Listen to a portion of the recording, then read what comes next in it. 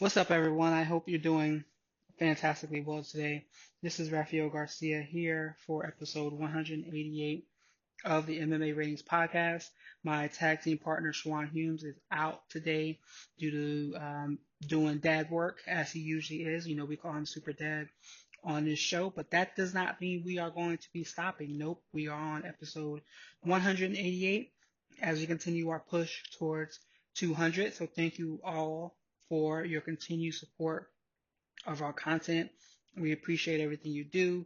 We appreciate all of your support, all of your listening to our shows, liking our content. All of that helps, and we've been experiencing a good amount of growth lately that is due to the work that you're doing. So, as always, thank you for taking the time to thank you for taking the time for checking out our content.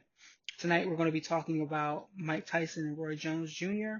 Those results: Anthony Smith getting a win, Claressa Shields going over to PFL, Leon Edwards out of his fight, and a little bit more. But before we do that, as always, you can catch us over on MMAratings.net and .com.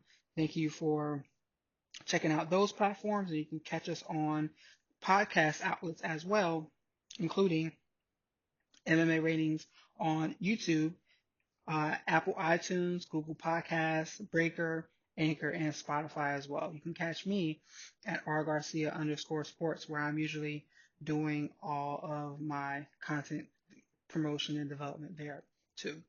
Let's jump right into it, and let's start with the boxing fight from Saturday, where Mike Tyson and Roy Jones Jr. faced off in an 8 round contest that ended in a draw.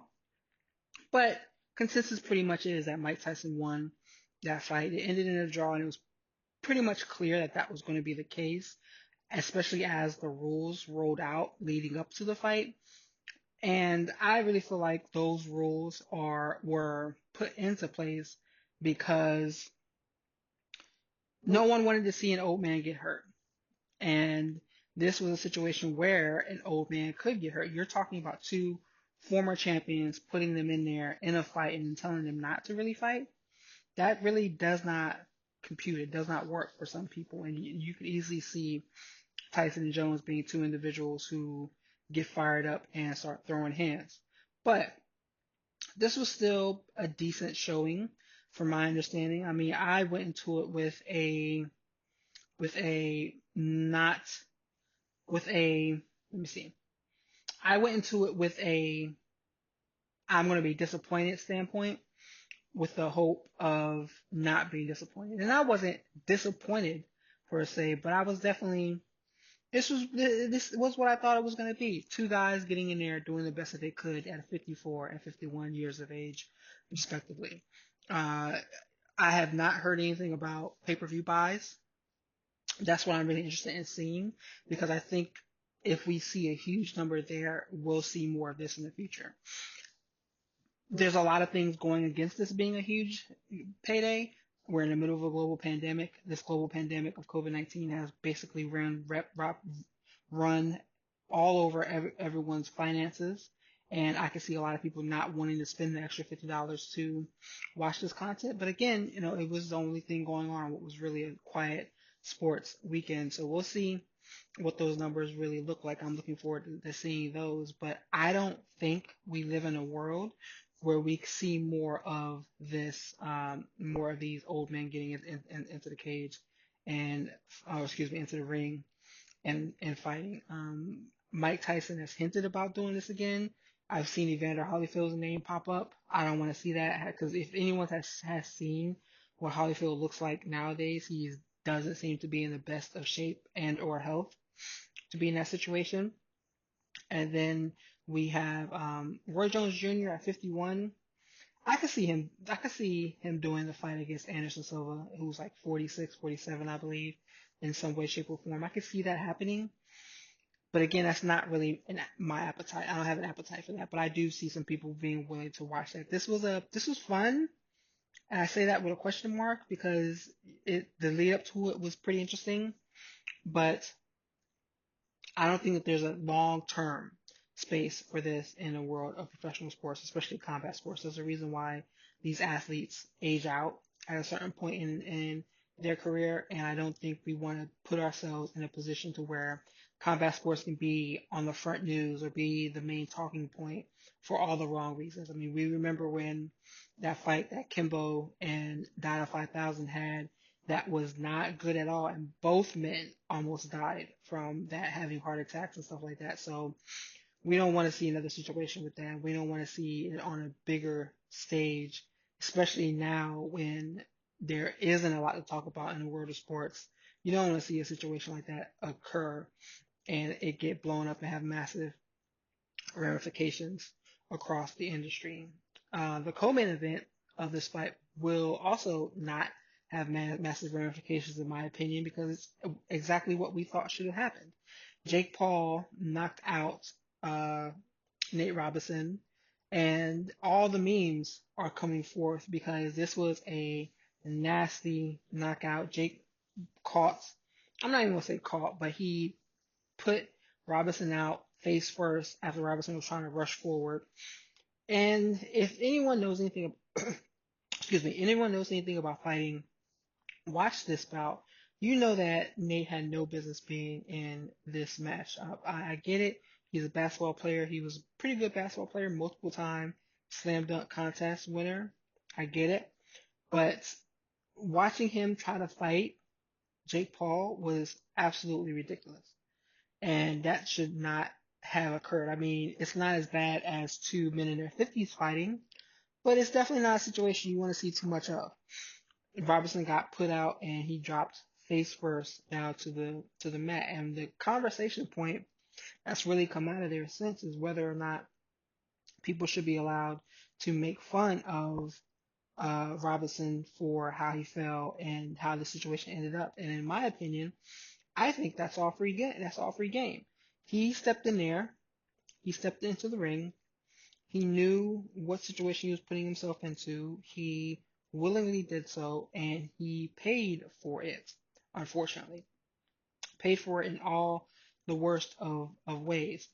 Athletes, professional athletes, they get the adulation that comes with the victories. They get the praise and the worship that comes with being champions and winning rings and winning titles, et cetera, et cetera. But they also put themselves in a position where if they lose and lose spectacularly, they're going to be made fun of, especially in today's age where the internet culture of making memes and laughing and joking about people is a vicious one, and Nate Robinson is just the next name on the list. I see a lot of people using the same images that they use from when Juan Manuel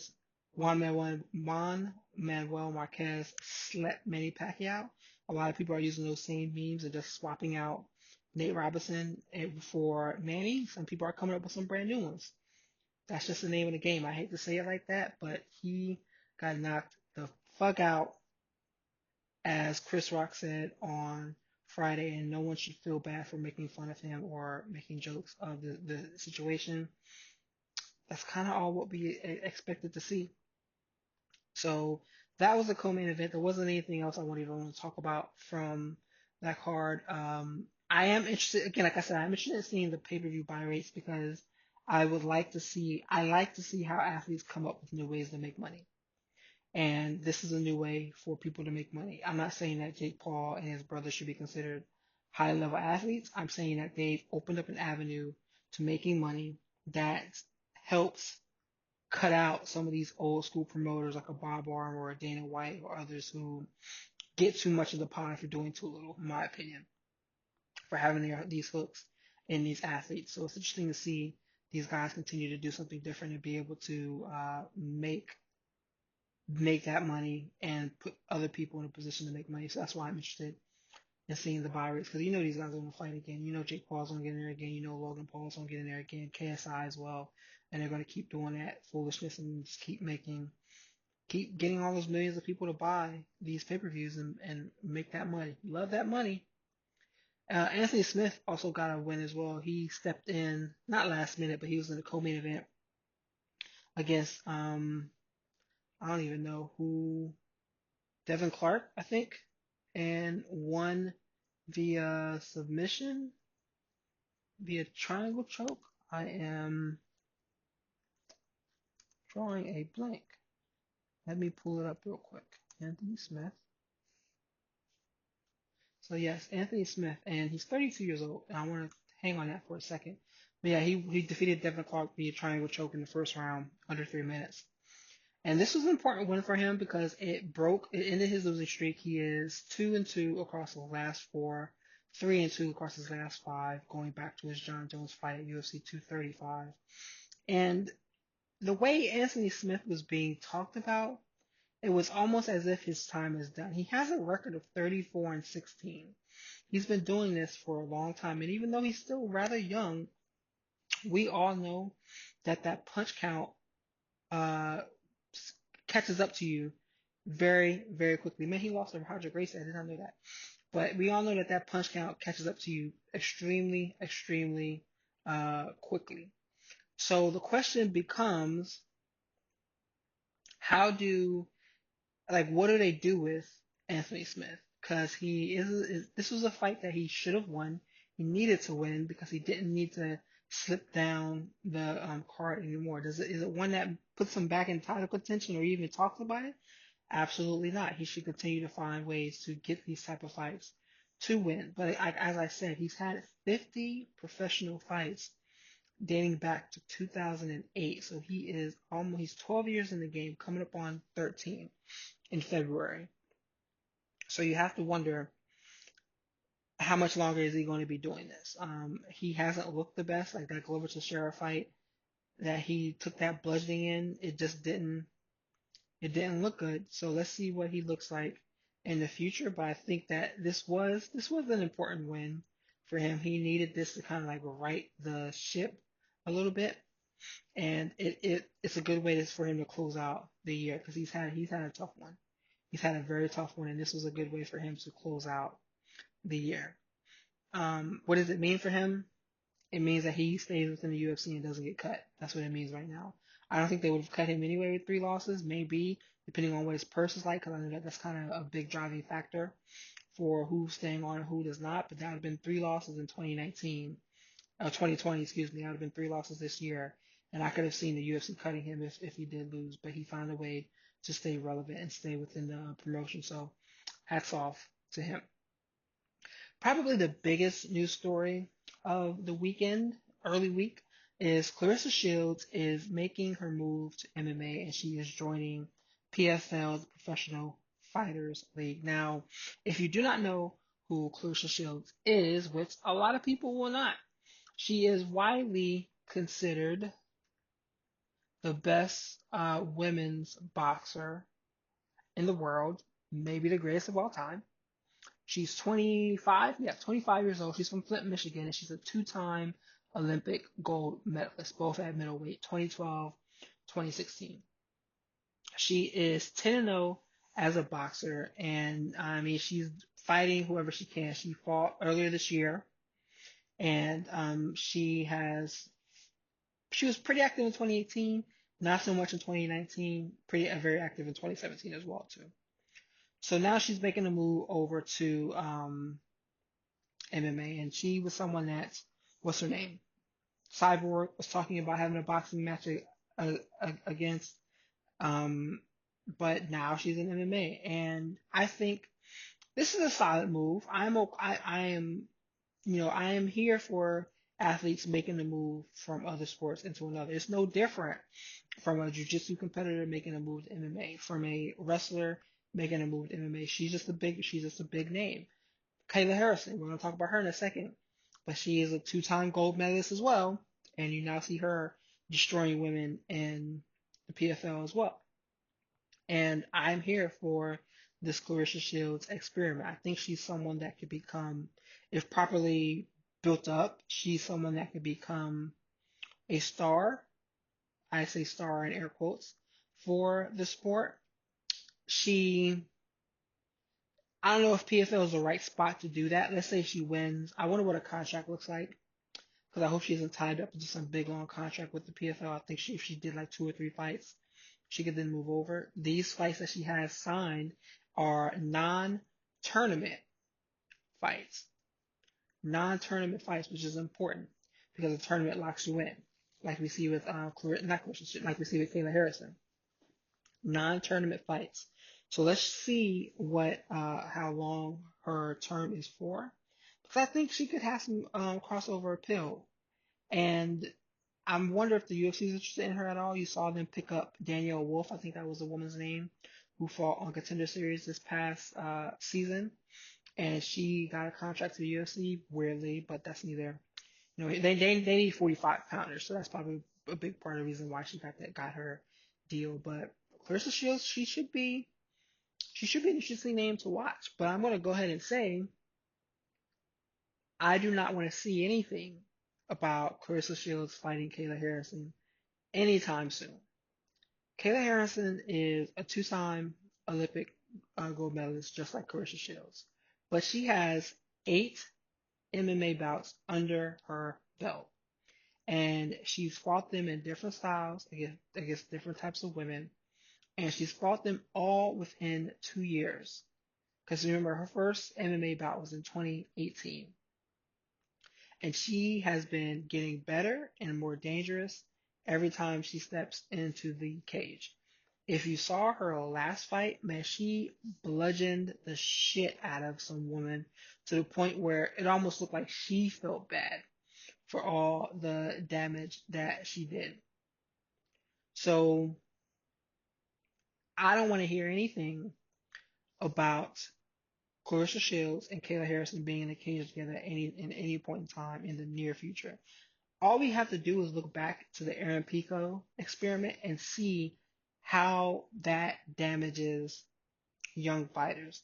Aaron Pico should have been brought up slowly against the type of talent that was level to his experience, but they wanted to put him in there with some dangerous ass men, and he was getting knocked out and he was getting choked out.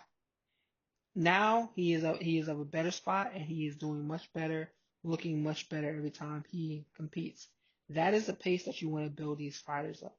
Throwing them into the deep end does not work, and it's not just him. I mean, look, Mackenzie Dern. She had a hard point when she stepped into the UFC when she had to fight someone who was prepared to not to put her in a place where her style doesn't dominate. Chrome Gracie had the same situation. Um, who else? Let me think of some. There's plenty of other individuals who do not have the strongest MMA records, even though they excelled in other combat sports. I do not want to see that same thing happen to Kayla Harris. I think she is someone who can become a big star. Like I've talked about and written about, MMA does not have a big name with as an African American woman who can help draw eyeballs to this sport. Is Claressa Shields that name? I don't know, but she could be. But putting her in there with Kayla Harrison right out the gate isn't the way to go. It's not the way to answer that question.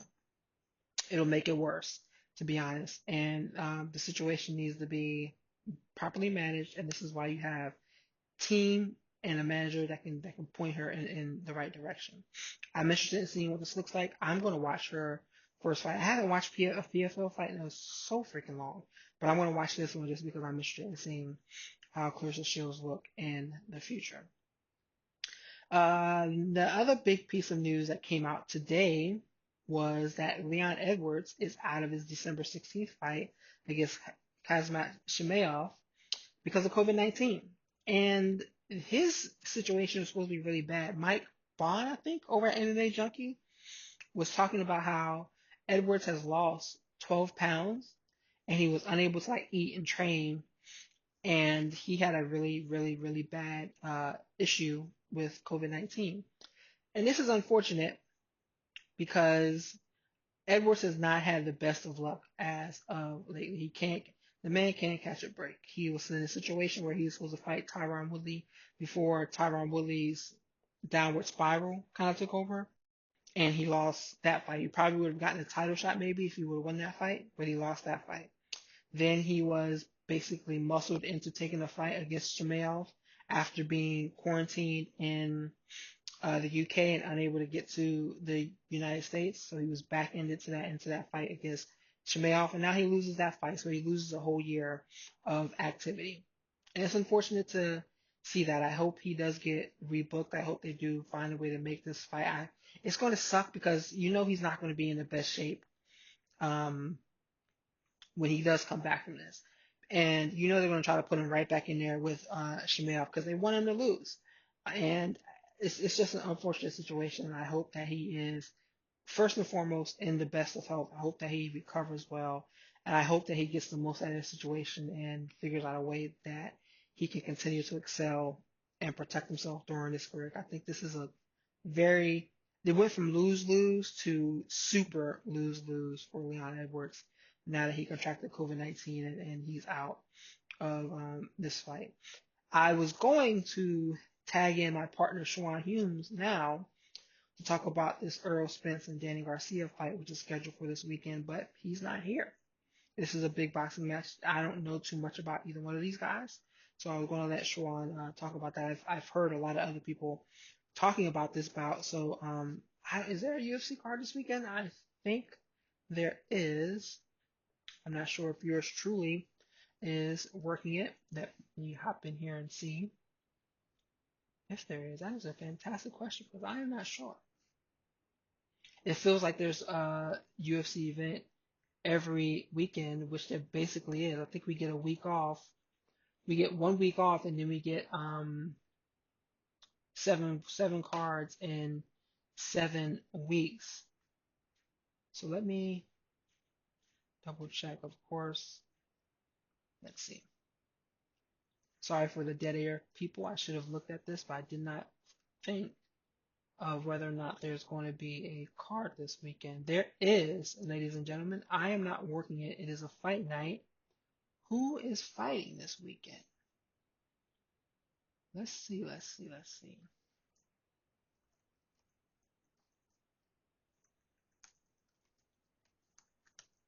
December 5th, UFC Fight Night. Jack Hermanson versus Marvin Vettori. That's right, because Kevin Holland is out of this fight. See, this is man.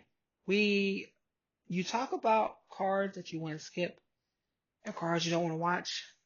Whoo boy, Jack Hermanson, Marvin Vettori is the main event.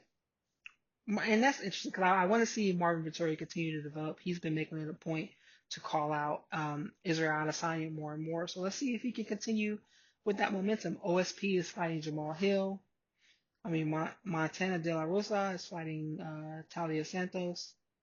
Roman Dolidis is fighting John Allen. Nate Levander is fighting Mozavar. I don't even know who that guy is. But this is what we're getting nowadays, and it's only going to get worse as more and more fighters are hampered by COVID-19, and the Dana White Contender Series continues on, bringing in names that are cheaper, lesser known, and can turn around and are willing to turn around and fight sooner. This is one here, and this is the situation we're going to be stuck with, people. So giddy up, hold on to your butts, as Samuel L. Jackson once said in a famous shark movie. But that's really all we had to talk about this week. Shawan and I was definitely going to be diving in more. He is more of the voice of the show, and I kind of guide the content. But as always, thank you for taking the time to join us again as usual. I am working on some pro wrestling content this week. I'm writing a piece about Claressa Shields as well. You guys know, especially if you follow me on Twitter, I have a love-hate relationship with MMA, and it's kind of been pushing me away from writing about it, but I'm slowly getting back into the course of doing that. So expect some content out of me this week. As always, you can find this podcast across all of our channels on MMAratings.net and .com, over at YouTube on MMA Ratings, and across Spotify, Google Podcasts, Apple iTunes, Breaker, Anchor, and I feel like I'm forgetting one. But you can search us all in all those places at MMA Ratings. As always, I thank you for taking the time to listen to this content. Please be sure to join us next week, and everyone have a great week and stay safe.